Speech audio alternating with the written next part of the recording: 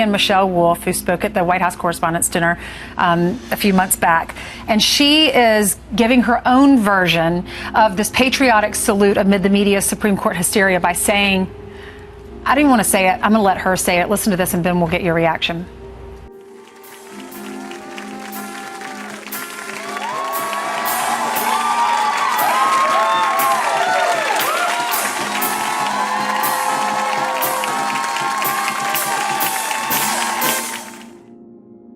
A new conservative Supreme Court justice might vote to overturn Roe v. Wade, and what do liberals care about the most? Abortion. Remember when liberals used to fight for safe, legal, but rare abortions? That's not what they do anymore. Now liberals celebrate and salute abortion on demand. This was infamous White House Correspondents' Dinner comedian Michelle Wolf. Remember her? She's back again. Take a look. Women, if you need an abortion, get one! If you want an abortion, get one! Women, don't forget, you have the power to give life, and men will try to control that. Don't let them! God bless abortions, and God bless America! Well, on the latest episode of her Netflix show, Wolf held what you might call a pretty bizarre celebration for, as you suggested a moment ago, abortion. Watch. Abortion, I salute you! If you're not pregnant, but you think you eventually might be and want to order a future abortion, get one! That is so morally bereft. It is so morally empty and insane that it makes you think that a lot of these folks have decided that abortion is not something that ought to be avoided if possible, even if you believe in it, but that abortion is actually a sacrament, that it's a sign of bravery, that it's a sign of something good. You're a better person, not only if you support abortion, but if you've had one because you stood up to the patriarchy. Well, if you see the snuffing out of an incipient human life as something that is affirmatively good, I would say that you are bordering on or in the midst of a deep bout of evil. God bless abortions. Can you get more depraved than that? Actually, Michelle, if you want to talk about this from a God perspective, since you brought it up, God says, you are fearfully and wonderfully made. Before I formed you in the womb, I knew you.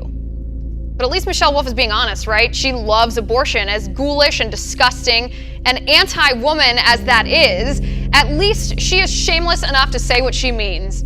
Case in point, Michelle Wolf again. Look, access to abortion is good and important. Some people say abortion is killing a baby. It's not. It's stopping a baby from happening.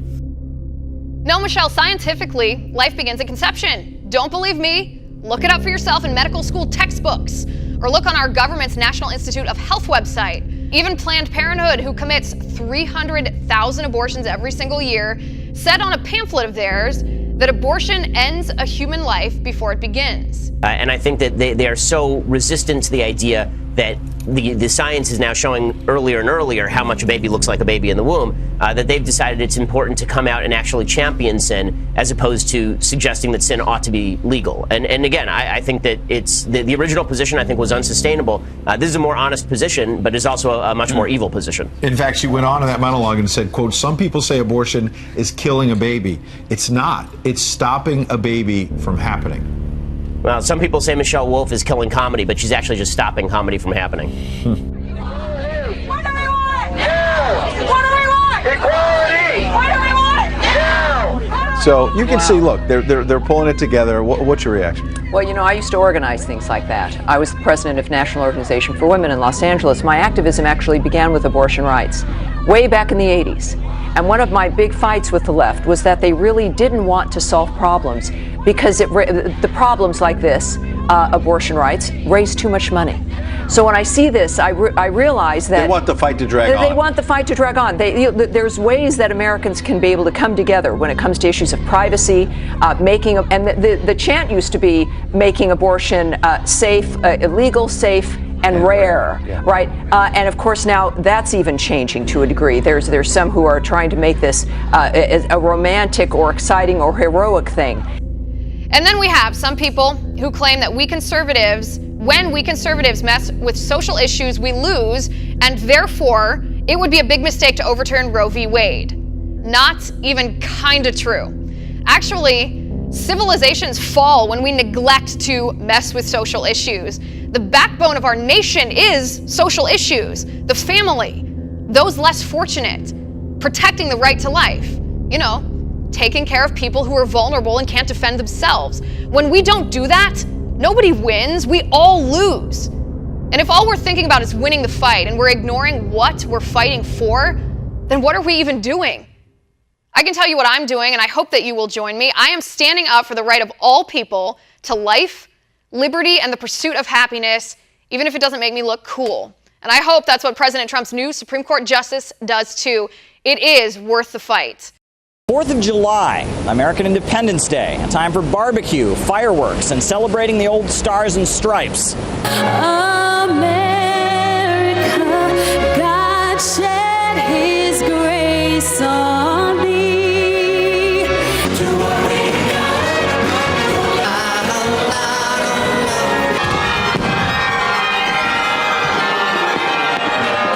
But is the patriotic impulse dying among Americans? A new poll shows that not all Americans are swelling with national pride.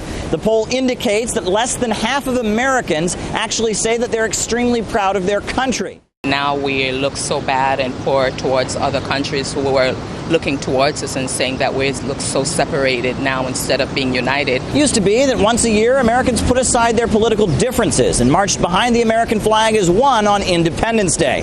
However, this year it seems that partisan political differences are impacting how Americans feel about the festivities. It's a music video from an Indianapolis gospel group is back on Facebook tonight after the social media giant took it down because they thought it was too political.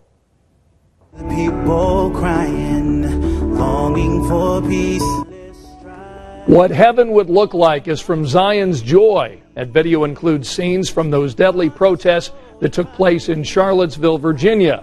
Facebook's new algorithm flagged this video as political content and took it down. That was kind of shocking to us to, have it taken down when we knew it was speaking to so many people. It makes people think, too. It's a thinking kind of a song. We had countless numbers of people who left messages and talked of how the song really ministered to them. Last night, Facebook sent an apology to that group and restored the video to their page. They're glad they can continue spreading their message of unity.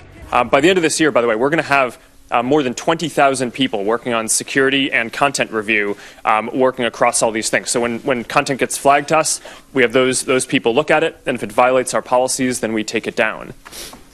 Some problems lend themselves more easily to AI solutions than others. So hate speech is one of the hardest because determining if something is hate speech is very linguistically nuanced.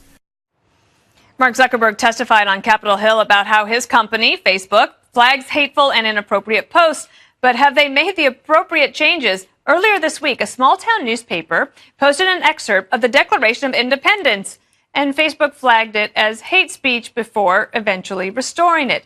In a similar case, the gospel group Zion's Joy posted this video to its Facebook page for a new song titled, "What Would Heaven Look Like?" Listen.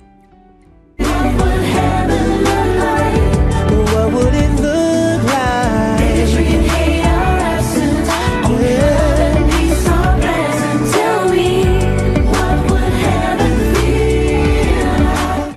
So the video was flagged on Facebook for, quote, political content and taken down. The social media giant has since apologized to the group, saying, quote, "We made an error by deleting the original post." Tell me a little bit about the song, the message you were trying to convey, and how surprised you were that it was taken down by Facebook.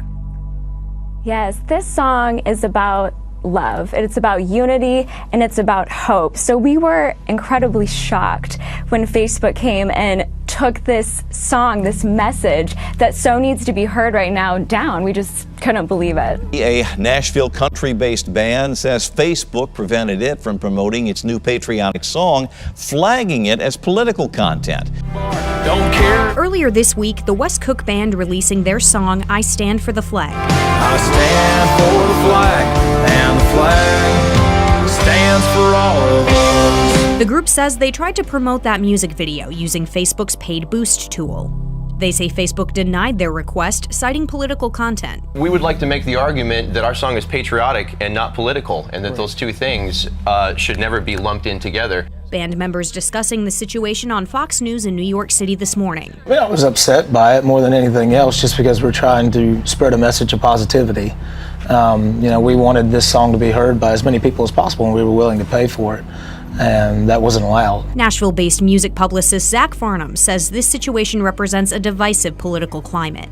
We live in a very tough political climate right now, and it's hard, I think, for country artists to voice their opinions in a way that's accepted by the mass public, I guess. The stars and stripes mean so much more. This is a song of pro-America, love your country. We want everybody to see this because we feel like it can do some genuine good in the world and really help heal our country in a way that maybe nothing else can.